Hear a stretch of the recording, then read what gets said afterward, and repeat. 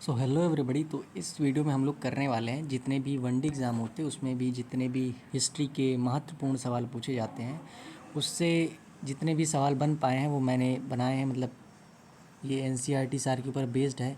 तो इसमें भी जितने भी एनसीईआरटी से रिलेटेड सवाल हैं इसमें मैंने उठा दिए हैं। तो ये हमारा सेकंड प्रैक्टिस सेट चल रहा है। इससे पहले हमने एक और प्रैक्टिस सेट किया। अगर उसकी आपको वो वीडियो देखनी है तो डिस्क्रिप्शन में उसकी लिंक लगी हुई है, आप उसको वहाँ पे जाके देख सकते हैं।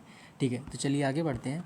आप इसको किसी भी एग्ज़ाम के लिए इसको ले सकते हैं। अगर आप एसएससी की तैयारी कर रहे हैं, जीडी, एमटीएस, सीएचएसएल, यूपी पेट हो गया, यूपी, या फिर जितने भी ऑल स्टेट एग्ज़ाम, जितने भी स्टेट एग्ज़ाम होते हैं, आप उसके लिए इस क्लास को ले सकते हैं। चलिए बिना टाइम वेस्ट किए अगले अपने सवालों के ऊपर बढ़ते हैं।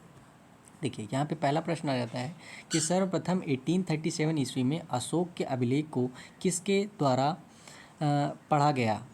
Bye whom was the inscription of Ashok first read in 1837 AD been dropped? तो यहाँ पे ऑप्शन है मेगास्थनीज, चाणक्य, जेम्स प्रिंसेप, डाइमेक। तो यहाँ पे जो हमारा करेक्ट ऑप्शन हो जाएगा वो हो जाएगा जेम्स प्रिस्टेप। जो जेम्स प्रिस्टेप थे उन्होंने सर्वप्रथम अशोक के अभिलेख पढ़े थे। आपसे कभी कभार ये भी पूछ लेता है कि अशोक का जो अभिलेख था उसका नाम क्या था, तो ये हो जाएगा, यहाँ पे आप देख सकते हैं, दिल्ली टोपरा। तो इसका जो ऑप्शन हो जाएगा वो हो जाएगा दिल्ली टोपरा। चलिए अपने अगले सवाल के ऊपर बढ़ते हैं कि सीयू की नामक यात्रा विवरण में से किससे संबंधित है? From which of the travels details called CU is related?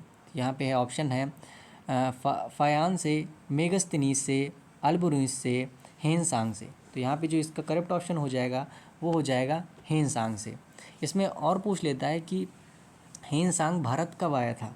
तो हेनसांग जब हर्षवर्धन के समय आया था हेनसांग भारत, और ये 7वीं शताब्दी में भारत आया हुआ था। चलिए आगे बढ़ेंगे हम लोग अपने अगले सवाल के ऊपर। यहाँ पे अगला सवाल आ जाता है कि अशोक के नाम की स्मृति उल्लेख उद्घोषित अभिलेखों में से किसमें प्राप्त है? Ashoka name is clearly mention in which of the following inscription? Maski, Gujarra, नेल्ला, उपयुक्त सभी। तो इसका जो करेक्ट ऑप्शन हो जाएगा वो हो जाएगा उपयुक्त सभी। इसमें से जितने भी ऊपर लिखे हुए हैं ये इन सभी से हमको अशोक के नाम के बारे में स्पष्टीकरण मिल जाता है। चलिए आगे बढ़ेंगे अपने अगले सवाल के ऊपर कि भारत में प्राचीन अभिलेख किस शासक के प्राप्त हुए? Which ruler is got the oldest record in India? तो यहाँ पे जो सबसे पुराना शासक है, जिसको सबसे पुराना उल्लेख जिसके मिले हैं वो हो जाएगा अशोक। जो अशोक के अभिलेख थे वो सबसे पुराने अभिलेख हमको प्राप्त हुए। ठीक है, अगले सवाल के ऊपर बढ़ेंगे। ताम्र पाषाणिका संस्कृति कहाँ कहाँ पाई गई हैं? Where is the chalcolithic culture found? यहाँ पे ऑप्शन है दक्षिण पूर्वी राजस्थान में, मध्य प्रदेश और मध्य प्रदेश में पश्चिमी भाग में, महाराष्ट्र और पूर्व भारत में, उपयुक्त सभी। तो इसका जो करेक्ट ऑप्शन हो जाएगा उपयुक्त सभी। इन तीनों जगहों पे जो ताम्रपाषाण संस्कृति है ये तीनों जगहें पाई गई हैं। चलिए अगले सवाल के ऊपर बढ़ेंगे। ताम्र पाषाणिका बस्तियों को सबसे व्यापक खुदाई कहाँ हुई? Where did the most extensible excavation of chalcolithic settlement take place? इसका ऑप्शन है राजस्थान में, असम में, महाराष्ट्र में, मध्य प्रदेश में। तो जिसका करेक्ट ऑप्शन हो जाएगा वो हो जाएगा महाराष्ट्र में। ऑप्शन जो हमारा सी है एकदम करेक्ट हो जाएगा। यहाँ पे ऑप्शन नंबर सी जो है महाराष्ट्र, ये इसका एकदम करेक्ट हो जाएगा। चलिए अगले सवाल के ऊपर बढ़ेंगे। ताम्रपाषाणिका कहाँ के लोगों ने पत्थर के जिन छोटे छोटे औजारों का प्रयोग किया वे हैं? The small stone tools which the people of chalcolithic period use they have? इसका जो करेक्ट ऑप्शन हो जाएगा वो हो जाएगा हमारा, चलिए एक मिनट, इसका आपको क्या करना है, ये सवाल को मैं आपको होमवर्क दे देता हूँ। इस सवाल को आप एज अ होमवर्क ले लीजिए। इस सवाल को आप मुझे कमेंट सेक्शन में बताइएगा कि इसका आंसर क्या होगा। ठीक है, आपको समझ में आ गया? चलिए अगले सवाल के ऊपर बढ़ेंगे हम लोग। यहाँ पे अगला सवाल है ताम्रपाषाण काल में निम्नलिखित में से कौन सा पशु पालतू नहीं था? देखिए यहाँ पे ध्यान दीजिएगा कि यहाँ पे हमसे पूछा है कि कौन सा नहीं था। ठीक है, देखिए वहाँ पर गाय भी था, बकरी भी वहाँ की पालतू थी, भैंस भी पालतू थी। तो जो पालतू नहीं था वो कौन बचा? गधा। तो ये लोग आप याद रखें कि ताम्रपाषाण काल में गधा जो था वो एक पालतू जानवर नहीं था। ठीक है, चलिए अगले सवाल के ऊपर बढ़ेंगे। ताम्रपाषाण काल में चावल, गेहूँ, बाजरा, मसूर, उड़द तथा मूंग की खेती की जाती थी। इन सभी अशोक किस राज्य में मिलते हैं? Rice, wheat, millet, lentil, urad and moong were cultivated during the chalcolithic period. In which state having all this remains beans found? हमसे ये पूछ रहा है कि ये जितने भी थे आटा, ये जितने भी थे चावल, गेहूँ और ये जितनी भी दालें थी, ये हमें कहाँ से पता चलता है? तो इसका जो यहाँ पे ऑप्शन दिया गया वो है, दिया गया है राजस्थान में, मध्य प्रदेश में, उड़ीसा में या फिर महाराष्ट्र में। तो इसका जो करेक्ट ऑप्शन हो जाएगा वो हो जाएगा महाराष्ट्र में। हमको महाराष्ट्र से ये जितनी भी चीज़ें, हमको ये सभी चीज़ें महाराष्ट्र से प्राप्त हुई हैं। ठीक है, चलिए आगे अगले सवाल के ऊपर बढ़ते हैं। यहाँ पे अगला सवाल आ जाता है कि ताम्रपाषाण काल में लोग कपड़ा तैयार करते थे, इसका अवशेष कहाँ मिलता है? People use to prepare cloth in chalcolithic period, where is the remainings found? यहाँ पे ऑप्शन है झारखंड में, छत्तीसगढ़ में, राजस्थान में, महाराष्ट्र में। ठीक है, तो इसका जो करेक्ट ऑप्शन हो जाएगा यहाँ पर अभी महाराष्ट्र हो जाएगा। देखिए जो महाराष्ट्र में थे, हमको यहाँ पर ऐसा पता चला है, ये ऐसे अवशेष पाए गए हैं कि वहाँ के लोग कपड़े तैयार करते थे। ठीक है, चलिए अगले सवाल के ऊपर बढ़ेंगे। यहाँ पे अगला क्वेश्चन आ जाएगा कि मनुष्य ने सर्वप्रथम किस धातु का प्रयोग किया? विच metal was firstly use by man? देखिए ये बहुत ही बार पूछा जा चुका है, बहुत ही आसान सवाल है और ये बहुत ही बार सवाल पूछा जा चुका है और उम्मीद है कि आगे भी पूछा जा सकता है। कुछ ये सवाल ऐसे होते हैं जो एवरग्रीन होते हैं, ये हमेशा पूछे जाते हैं। ठीक है, तो इसका जो करेक्ट ऑप्शन हो जाएगा वो हो जाएगा लोहा, चांदी और तांबा में से जो करेक्ट ऑप्शन हो जाएगा, सर्वप्रथम इसका प्रयोग तांबा का हुआ था। ठीक है, चलिए अगले सवाल के ऊपर बढ़ेंगे।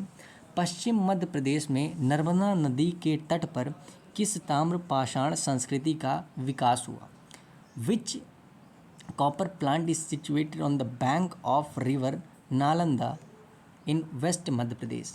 ठीक है, तो चलिए इसमें से इसका जो करेक्ट ऑप्शन हो जाएगा मालवा संस्कृति, कयाथ संस्कृति।